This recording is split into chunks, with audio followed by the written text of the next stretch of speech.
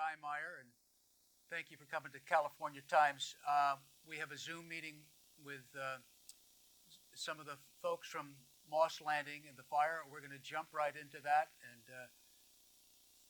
talk about what's going on down there as of this week, in the first week of April. Okay, so I'm with my guests, and I guess really I need to properly introduce you all. To my immediate left, Michael, can you introduce yourself? Sure. My name is Michael Polkabla. I'm the Senior Certified Industrial Hygienist with a company called Biomax Environmental, and I'm a certified industrial hygienist. So my background is in hazardous materials, toxicology, and anything that has to do with the potential exposures from toxins, whether they're physical, chemical, biological, and such, to sensitive receptors like humans and the environment. Wow. Yeah, you're holding down science for us today. You're the voice of keeping it. Well, I hope so. That's my training and my background, and I'm happy to contribute any way that I can. I did get involved with Never Again Moss Landing at an early stage when this fire originally broke out, and met Angie and Brian, and there was a need for a voice of reason and an independent scientific perspective to look at what all the players are doing here. When there's politics involved, there's public agencies involved, there's absolutely concerns from the community, and these concerns are valid, and we all have questions. And important is to answer those questions with meaningful, defensible, honest data. Well, that's what we're hoping that this Zoom helps facilitate and gets the word out to more people, because it's only slowly getting out. So my other guests, I have Shiree Goins and Angie Roeder. Shiree, tell me a little bit about yourself and what's your involvement. So I had been affected by the Vista fire from the very first day, and probably that following week when Angie had started the Facebook symptoms group, I had reached out, I had joined, and Angie and I got to talking, and since then I've been doing basically whatever I can do to assist the symptoms group and also Never Again Moss Landing. I continue to be sick, so as far as being able to sympathize and identify with the hundreds of people that are also in this predicament, I think that is a big contribution to just be able to, speak to people, understand what they're going through, and whatever I can do to help. Well, thank you, Shiree. Yeah, you are the top administrator or the one in charge of the Facebook page that is, right? Is that my correct? No, Angie and I actually bow to Angie. I'll take a knee and be like, what do you want me to do? Oh, so, yes. Well, so I'm talking to the two of the help me. You two are in charge. You are guiding that little project on Facebook, which is a huge media center or a communication center for anybody who's dealing with issues. As far as symptoms go, absolutely. Angie and I, and there's one or two others that help occasionally, but yeah, Angie and I try to, help out there. Yeah. Very good. So, Angie, introduce yourself. Tell us about yourself. Hi, Angie Roeder. Thank you, Guy, for having us on and for featuring this. Really, really appreciate it. Thank you. So the way Brian and I got involved in this is we had the news on. We saw that there was a fire at Moss Landing. We can see Moss Landing from our home in Prunedale from the back deck. So I went upstairs real quick and Oh, yep, there it is. There, yes, it's on fire. It didn't look that bad. From we're about 8 miles, kind of east and a little bit south of it. Just on the other side of, Whoops, lost your connection there for. We're waiting. Do I have everybody? Oh, I'm lost everybody's connection. okay. He's back. There he Wow, is. what happened? Okay. What happened to you? Did we all freeze up? Oh, Did you see that? we were there. You just dropped off, but now you're back. I have no idea what happened. Okay, unfortunately, Okay, talk about you were just describing you were 8 miles from the Okay. site and you walked out on the deck, if you don't mind. And Yeah, and I could see it burning. It didn't look like it was that bad. And the news was saying that it looked like the fire was going out.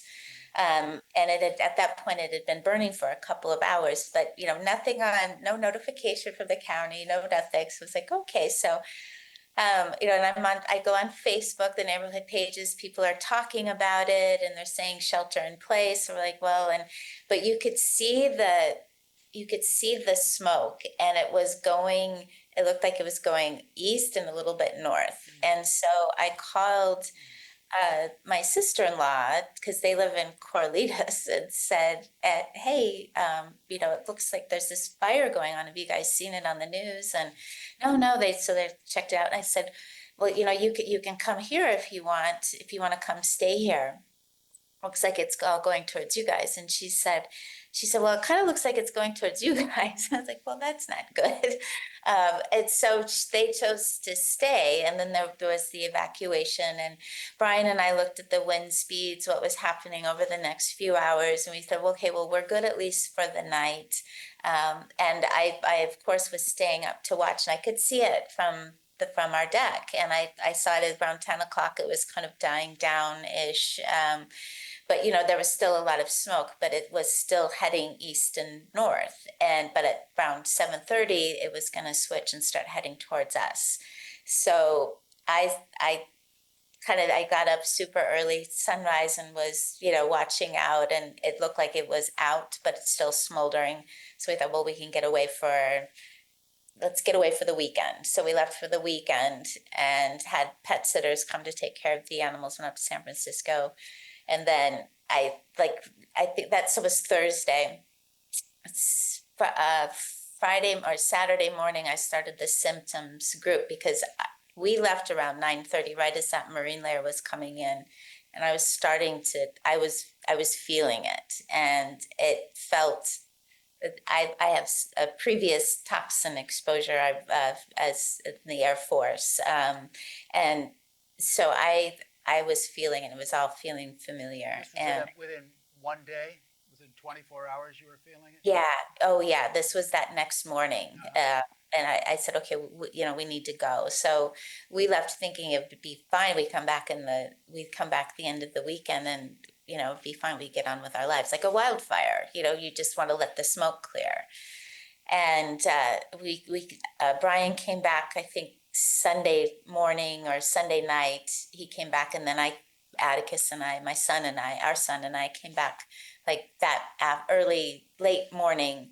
And as you were driving back from San Francisco, you could see it, like in Hollister and Gilroy. You could see that the smoke it's just this big plume of smoke going all over, and into Hollister and over Gilroy and Dale. And I took pictures, but you can't, your camera just doesn't do it justice.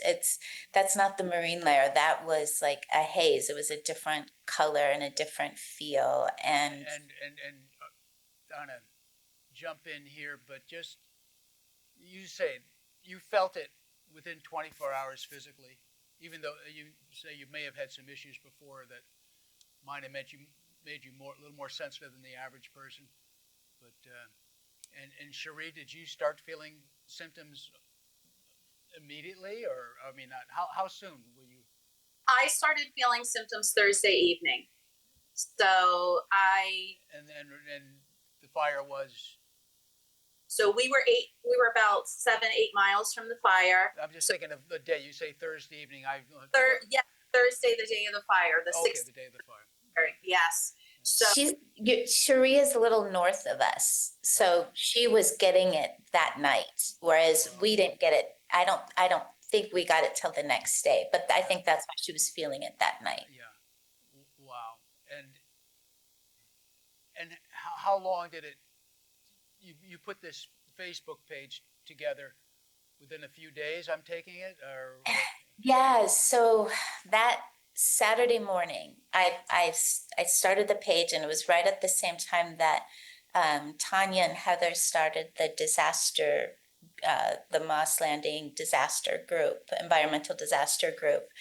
And because we were talking, we're like messaging up, we have to organize, we have to do something about this. This is ridiculous. Because we were all talking on the neighborhood pages about how horrible it was and how the county was saying and Vistra was saying everything's fine, the air is fine, but we're all feeling it. We're all tasting the metals and having the throat burns. And I was up in San Francisco and still feeling it.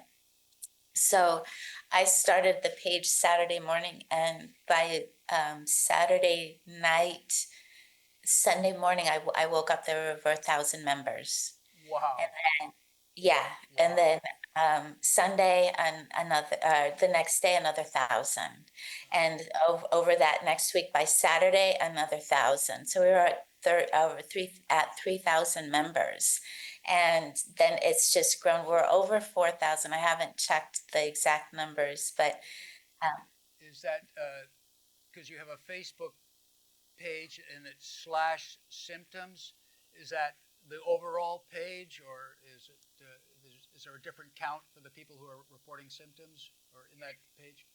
we try to keep that page focused on symptoms. And then the other environmental disaster group is supposed to be focused on kind of what information about what's going on around the world, because they're happening everywhere, and then also for our community. But we try, and then we also have there's a legal page, a legal group for people to go to, where they can just, because so many people have never been through this before, and it kept coming up, and lawyers were advertising on the symptoms page, and that's not what we wanted that group to be about. So that's why we created the legal group, so they can have the discussions there. But yeah, we try to keep it just symptoms. There must be a sense of you maybe don't want people to rush into these decisions, or maybe they feel they have to rush. Do you have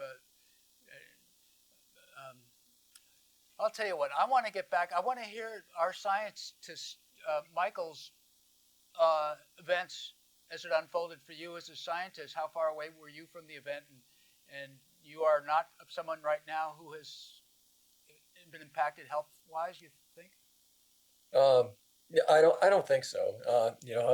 However, I live in Pacific Grove, which is about it's on the Moss Landing is in really the center of Monterey Bay, and Pacific Grove's on the southern tip of Monterey Bay. Right. And fortunately for us, the winds were never blowing in our direction. I saw it on the news as well. That there's a fire at Moss Landing Battery Storage Facility, and immediately, with my background and training, it got my attention. Because like most of us know, lithium battery fires, think of a Tesla that catches fire. That's a pretty dramatic event, for just that one battery that's in one Tesla, where, it's a pretty catastrophic burn, and that the car is typically destroyed, and, the firefighters are creating a perimeter and so forth. And my understanding was that, this battery storage facility had the equivalent of between 100 and 200,000 Tesla type batteries. The magnitude was, just orders of magnitude greater, than a single car fire. And so it caught my attention. What else caught my attention was the news coverage, and the news coverage was such that, there was a lot of misinformation. There was a lot of non-information, that was just being portrayed to the community. People were concerned, and rightfully so.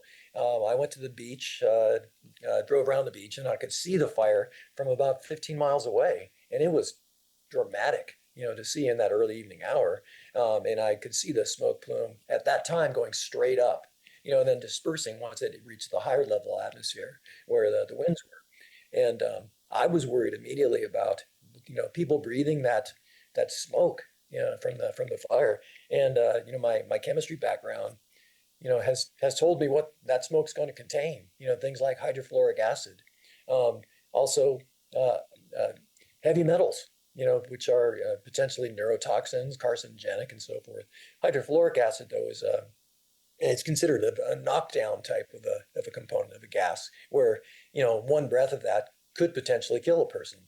It's a very, very toxic acid, and so I immediately got on the phone with some news reporters. I know them as well too. Personally and professionally as well too. I've been interviewed many times by them, and I talked to Dan Green with KPIX, not KPIX but KRON, and I said, "Hey Dan, I'm watching your." I'm texting him while he's literally on the air, in between on break. And I said, I'm watching Felix, one of your reporters. He's standing outside the Moss Landing fire Moss Landing gates. He's way too close to the fire. The fire trucks are leaving the facility because they understand at this point this fire is out of control. It's a runaway type of a situation, and that their job is to back off and establish a perimeter. And Felix looked very nervous, and he also had the wrong respirator. He had a dust mask on, like an N95 that you'd wear, for COVID protection, shall we say. Just absolutely the wrong type of respirator to have. So I talked to Dan, and he said, well, what should we do? What should we be concerned with? So we interacted that entire next 3 or 4 hours, with giving him technical information. And finally, some of the good information started coming out, and ultimately, a shelter in place was established. One of the most profound questions that he asked, and my response, I think, hit home, was that he asked me that how do you know if you're too close, from an exposure standpoint? I said, Dan, it's very simple. If you can smell smoke, you're too close. Okay, because we don't know what the levels are in the air currently, because no one has told us. They're not monitoring it. The EPA was not on board yet. The Monterey County Health Department were not participating in air sampling at that point. And so no one knew what it was. So the precautionary principle tells us, if you smell anything, you're in the smoke area and you smell it, you are being exposed to that something, whatever it is. And we don't know what those toxins are. And I tell you that hydrofluoric acid is something that if you smell, you could be hurt. And the heavy metals, the same thing. There are a list of dozens of compounds, chemical compounds that comprise smoke like this. This is not just a wildfire, like burning wood. This is a chemical fire. This is these products of combustion are going to be different than the original substance, and sometimes they're more toxic than the original substance. And so, we had a lot of unanswered questions, and then that's why I got involved with. We need to ask the right questions. Let's hold the EPA. Let's put them on task. They are there to serve us, to serve and protect. And they came hours after the site, and they sampled in the air, and they gave. At one point, I heard an all clear. And, I literally had to scratch my head and say, what are they basing this on? All clear for what? The EPA said all clear? They did at an early stage, where they said that we are not detecting any hydrogen fluoride acid in the air. Well, my question is, where were they sampling? Where they were sampling in the community around, maybe too far, not in the plume fallout area. There's a lot of unanswered questions there. And so I said, we need to corroborate this. Let's get the county involved. But the county was following the lead of the EPA, of course, because they're the designated agency that oversees that. But we had a lot of questions. And so I got involved, in essence, for that reason, to be a third-party scientist who could ask, Socratic questions, and to really elicit responses so that we could get information to the community, which is the people who needed it. Do we shelter in place? Do we evacuate? And really to answer those questions, we need to know what's there and at what concentration. And that was the information that was not communicated well, if at all, for days, and continues to be so as we look now at the results of this. What goes up must come down, and those particles, where did they settle, at what concentrations, and how has that impacted the soil, the people, their properties, and so forth. And that's why Brian and myself and Angie and this great group here, they provided the volunteer work in order to answer that question.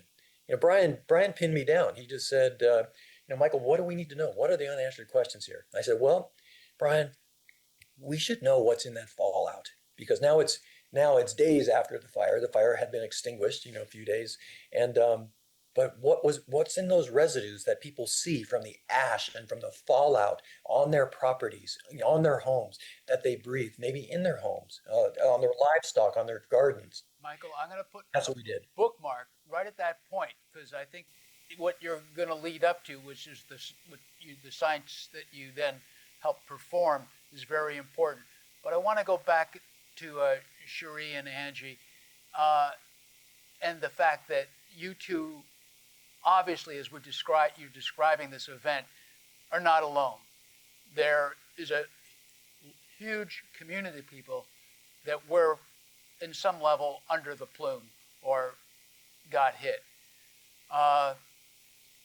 For the most part, Shiree, do you want to just briefly, I suppose every case is individual, but tell me what are your basic symptoms, and what do you see as mostly people reporting? Shiree, did you hear me?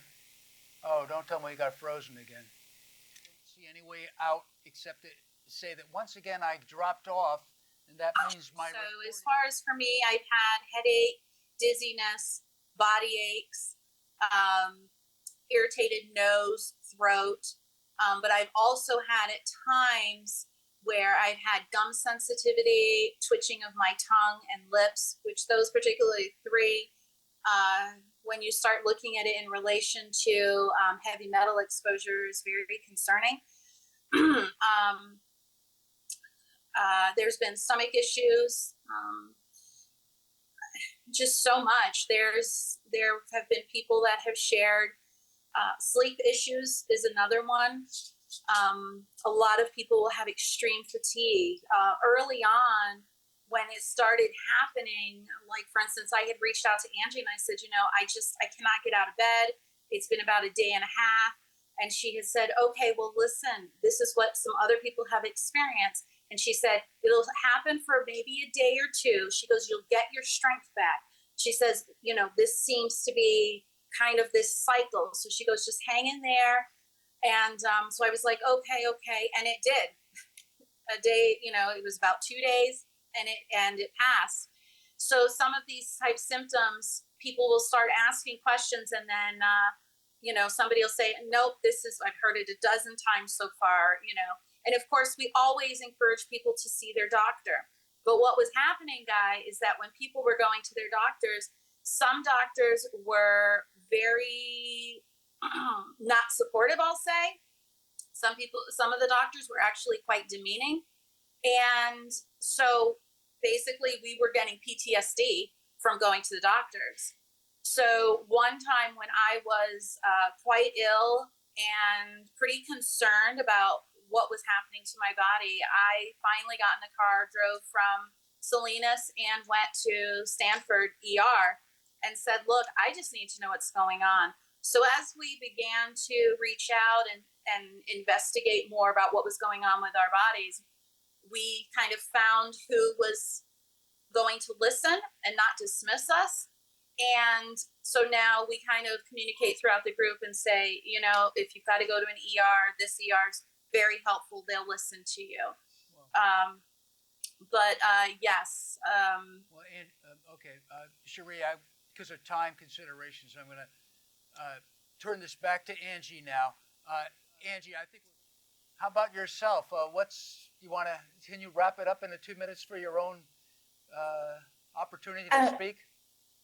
Sure. It's, I'd echo what Shiree said. It's,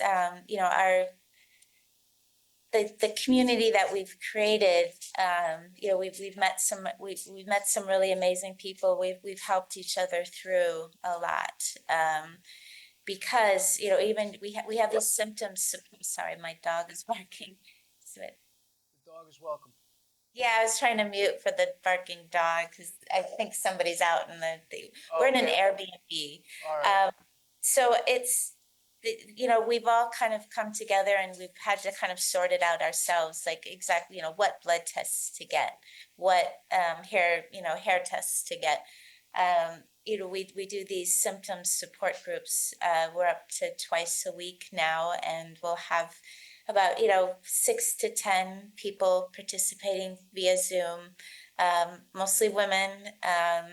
A lot of us have had either a prior toxin exposure or we have like an autoimmune issue, and so it kind of seems to be what's making the symptoms worse. But it's we get almost every session we get a new person on, and they come in just really defeated, just not knowing what to do, where to turn to. We had that just last night, and just listening to her voice, I felt really bad for her. But she was also towards the end of the session was really starting to get energy back and feel better. She came on and she was saying that her doctor's office was talking about dropping her, and so we said, get a new doctor. Maybe you need to drop them. It's find a new doctor, and that's.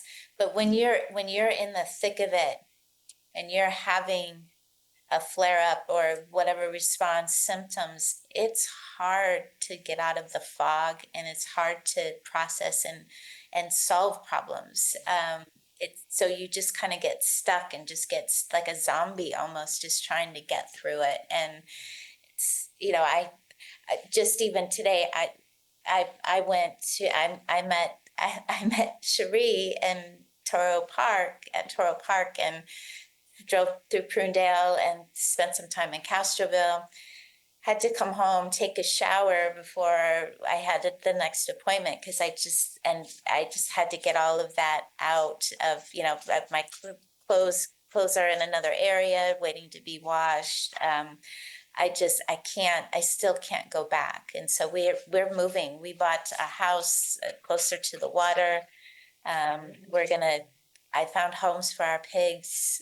We have the rescue pig farm, and found homes for them, and got to work on that. So, our next changes are, we have new lives because of it. This has completely changed our lives, and I'm trying to keep a positive attitude about it, but it does get frustrating sometimes. Well, I'm going to have to wrap up this part A. We Yeah. might have a little part B here, levels, but thank you. And it is sometimes spirit. Like you say, you got to get talking with and energize each other, and keep moving. All right. And thank you, Angie. This is going to end part A. We'll take a pause for